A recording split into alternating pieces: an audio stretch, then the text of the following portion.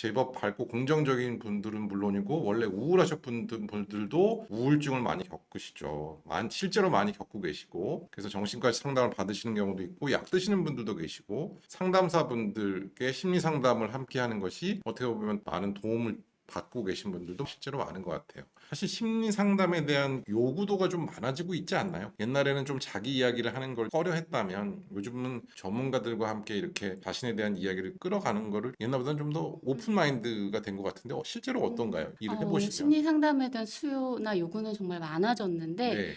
나에게 맞는 심리 상담을 찾기까지는 조금 아직 시행착오가 있고, 시장이 커지다 보니까 무자격자에 아, 의한 심리 상담도 많아져서 저희가 조금 그런 부분을 우려하고 있는 네. 상황이고요. 그래서 어떤 심리 상담사와 심리 상담을 해야 하는지도 좀 많이 보셔야 되고, 나에게 이제 좀 정신과 상담이 약물이나 상담이 필요한지, 네. 심리 상담이 필요한지 그것도 여러 번 경험을 해보시면 나에게 맞는 것을 찾으실 수 있을 것 네. 같습니다. 실제로 뭐 심리 상담을 아무나 할 수 있는 건 절대 아니죠. 물론 뭐 친구의 이야기를 들어주는 것도 어떤 의미에서는 작은 의미에서는 심리 상담이지만 또 이게 약물 치료가 필요한 상황인지 상담으로 끝날 수 있는 상황인지를 잘 구분해 줄 수 있는 분들과 함께 상담을 하는 게 무엇보다도 중요하시다는 말씀인 것 같습니다. 네. 다 내 마음 같지 않고 또 나의 음. 상황을 다른 사람들이 다 알고 있는 건 또 아니기 때문에 적극적으로 자신의 상황과 감정 상태를 말로 표현하는 것, 말이 어렵다면 뭐 네. 편지나 문자로라도 표현하는 것이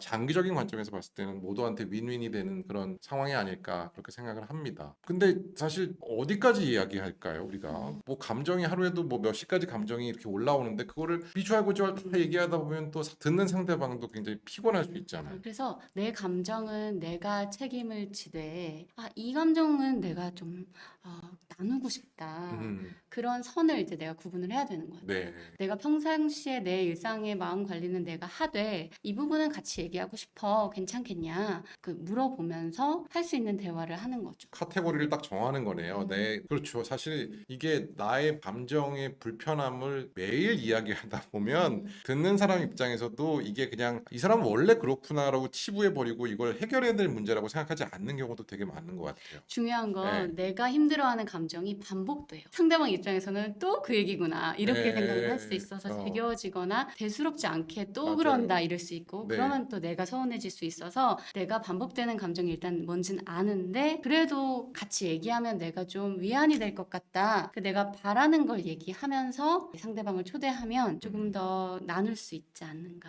그리고 생각해요. 그게 상대방을 바꿀 수 없다면 내가 바뀌어야 되는 부분은 없을까라는 것들도 한번 고민해 보면 좋을 것 같고 또 그런 부분을 또 당사자와만 이야기하지 말고 또 제3자인 음. 상담사 선생님하고 이야기하는 것도 뭔가 또 팁을 해결할 수 있는 방법을 또 찾아주실 수 있을 것 같거든요. 음. 혼자서는 물론 우리가 마음을 챙긴다는 표현을 많이 쓰는데 마음 챙김이라는 것이 혼자서 중량 운동을 하다 보면은 한계에 부딪히고 유산소를 하다 보면 음. 빨리 내 트레드밀에서 내려와야지 할 생각밖에 안 하는데 그때 옆에 PT 선생님이 음. 조금만 도와주면 뭔가 향상되는 게 있는 것처럼 똑같은 것 맞아요. 같아요. 어떻게 보면 그러니까 우리가 마음의 PT 맞아. 선생님과 똑같은 것 같아요. 우리가 혼자 모든 걸 하려고 하니까 버거워지는 게 많은 것 네. 같은데, 그럴 때 내 옆에 한두 사람, 좀 나에게 도움이 되는 사람이 있으면 그게 심리 상담사일 수도 있고 어떤 친구일 수도 있고, 저는 사람을 자원이라고 부르는 게 조금 어색하다는 분들도 있는데 저는 그것 또한 우리에게 되게 소중한 자원이라고 생각해요. 그럼요. 사회적 자본, 그 부분이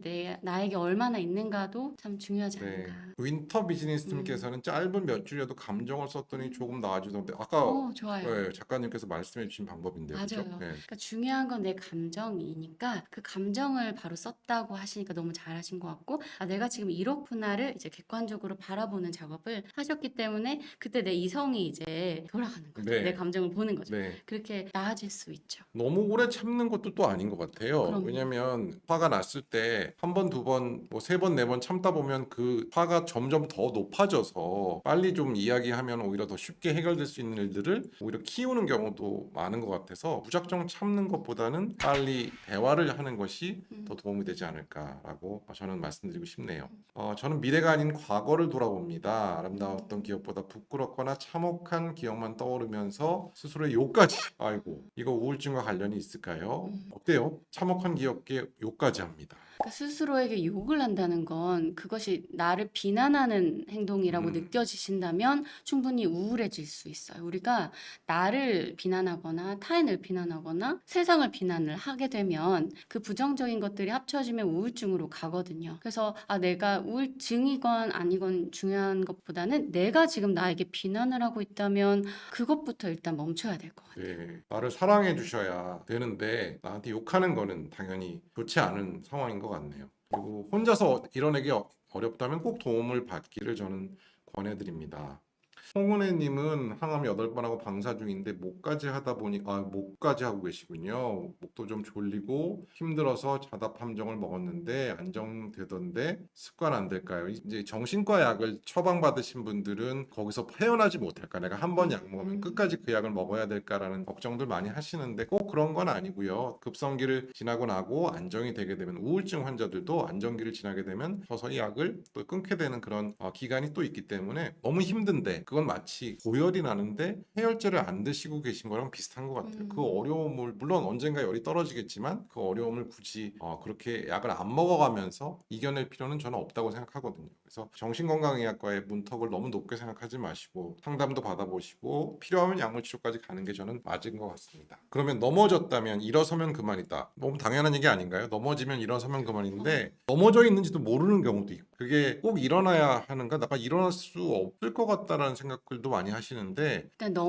넘어졌다는 상황을 인식하지 못할 수도 있고 내가 넘어져 있는 것 자체가 너무 초라하고 괴로워서 아까 말씀하신 것처럼 나를 욕하는 상황으로까지 네, 나를 네, 비난할 수도 있거든요. 너 왜 네. 이렇게 넘어졌냐고 나를 혼내는 거죠. 그렇게 가는 게 아니라 넘어져 있구나. 그러면 일어서면 되는 거다. 어떻게 일어설까? 이렇게 내 마음을 데리고 간 네. 내용. 그 부분을 말씀을 드리고 싶었어요. 정말 내가 좋아하는 게 무엇인지를 찾는 것에 어떻게 보면 일어서기의 시작이 아닐까라는 것이 꼭 공감이 가는 이야기인 것 같습니다. 33님은 오뚜기처럼 일어나고 싶다고 말씀해 주셨는데 일어나실 수 있죠. 우리 혜진님께서도 네. 잠깐 넘어지셨던 적이 있으시잖아요. 네, 크게 넘어지기도 그렇죠. 했고, 자주 넘어지기도 하는데, 중요한 건 내가 어디서 넘어졌고, 어떻게 일어날까, 이런 대책을 갖고 있으면, 네, 앞으로도 또 넘어지겠지. 그럼 그땐 어떻게 일어나면 되겠지. 이런 감각이 생기는 것 같아요. 네.